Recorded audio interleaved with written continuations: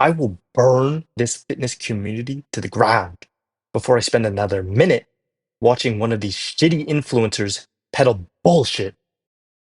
Hello, guys. Welcome back. Today, I'm going to be quite frank. I think that Jeff Nippard is a liar, and I quite frankly think he's a clown. As a science-based educator, you should never cherry pick or manipulate facts. But guess who does? Jeff does. And today, I'm going to rip into his video that is currently titled How to Spot a Fake Natural Using Science. And I'm going to show you how this clown misappropriates science so he can peddle his products onto you. All the information should be shown, all the stats and sources available, but no, Jeff Nippard lies. He cherry picks information in order to make sure that he and the people he features look better. The biggest point that Jeff brings up in this video is this article: Fat-free mass index in users and non-users of anabolic androgenic steroids. It's important to understand the context of the article. Firstly, he references this abstract on a 30-year-old paper. Not 5 or 10 years old, but 30. You know what? Fine. How much has changed in the fitness industry, you might ask? Well, ironically, Jeff actually makes a comparison to Eugene Sandow, who was widely considered the godfather of bodybuilding. And he says that, and in that time, more than 500,000 scientific studies have been published on exercise science and nutrition, and millions of people have pursued bodybuilding, professionally and recreationally. So, for as good as he looked, there's absolutely no reason to think that Eugene Sandow was the pinnacle of natural muscular development. well, you heard it from Jeff already, but to tell you the truth, a lot has changed in terms of compounds and steroids. Now let's assume that there have been zero changes in steroids.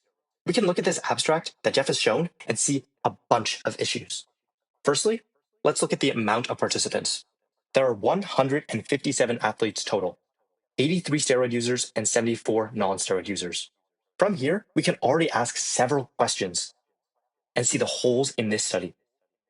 A, where are these people sampled from?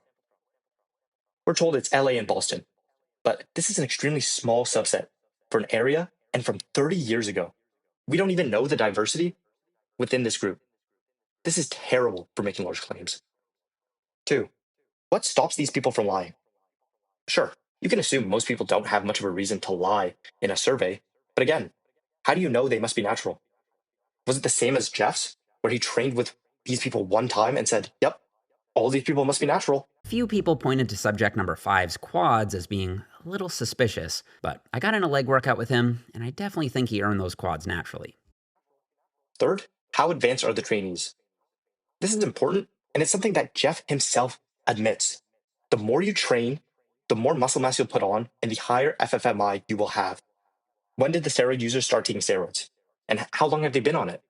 This would skew the FFMI results. Have they been on it for just a week, a month, a year, 10 years? It makes a difference.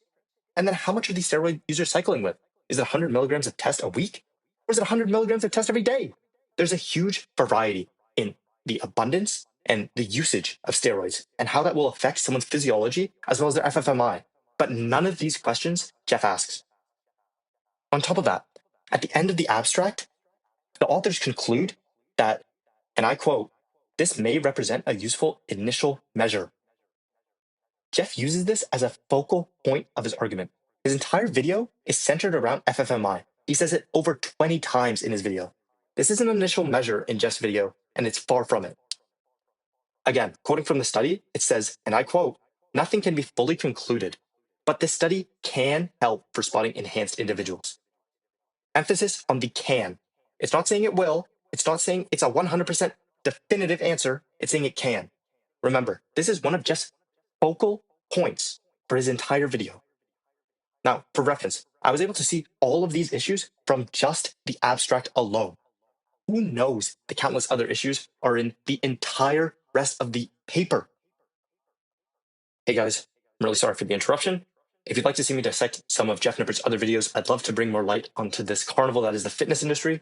Please like, subscribe, and comment. It really helps me out, and it helps me to know that you guys are watching and you guys are actually enjoying the content that I'm putting out. Now, going back into it, his lies are incredibly misleading. This entire video is hinged on this study. He makes claim after claim before settling on the number 25 for an FFMI. He claims that that's the natural limit. A question I had while watching it is why? Why did he choose this number? Is there decades of statistical and empirical evidence pointing towards a 25 FFMI being the natural limit? No. It turns out, near the end of his video, he makes claims about Julian and Hussein's FFMI, and they just happen to be under this 25. He also, for some reason, decides to use two extreme outliers as examples of steroid usage. Liver King at 29 and Ronnie Coleman at 38.5. His FFMI was 38.5. I'm sure this goes without saying, but Ronnie was way bigger than Julian. Ronnie obviously wasn't natural at his peak. He did have world-class genetics, though. Let's assume that Jeff takes these numbers and he's done the math correctly on both their body fat and their weight and their height. You have to take the most extreme examples in order to prove your point, Jeff. That is insane cherry picking. Any decent first-year stat student can understand the absolute insanity that is coming out of this video. What's important to remember is that if Jeff is cherry picking here, how do you know he's not cherry picking in every other video? Now, another important study that he references is a study on the FFMI of 20 to 80-year-old Italian adult population. According to this 2008 study, average FFMI across 431 healthy Italian men without any training intervention was 19.8. Now, based on what Jeff just said, he claims that none of them have ever exercised. I read through this study. I read through the entire thing. Nowhere does it say there was no training intervention. Instead, this was simply a look at an Italian adult population with unknown training and unknown eating habits. He then compares this to Hussein, who, mind you, is not an Italian adult. Are we serious? Most people don't have the time, and most people don't care to read into the studies. I'm going to tell you something. Jeff has 9 people, 9, including himself, working on these videos. Me by myself, I was able to look through these studies and dismantle his arguments. The cherry picking is disgusting. To have the audacity to call yourself a science-based creator is not only wrong, I don't think Jeff should have the reach to millions of people he does. He shows studies all the times and makes claims about them. The disclaimer in his videos are correct. He's definitely no medical professional, and that's evident by just spending a few minutes dissecting the different articles that he references. What's most disgusting is I'm lucky that I'm a bit of a nerd. I'll read through the PubMed research articles, and I'll take the time to dissect and do my best to understand them. Why would most people even bother? If he's willing to do it once, what's stopping him from doing it again and again? I know that Greg Doucette and Hussein Farhat are dishonest, but you would expect some decency from someone who touts themselves as being science-based.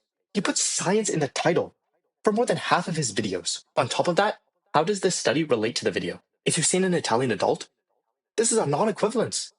For better or for worse, the joke of black natural athlete to depict steroid users has come full circle. Honestly, there are genetic differences in population, and though it might not be as severe as the satirical jokes make it seem, flashing a random study and then calling it a day is unacceptable. That isn't even the main point.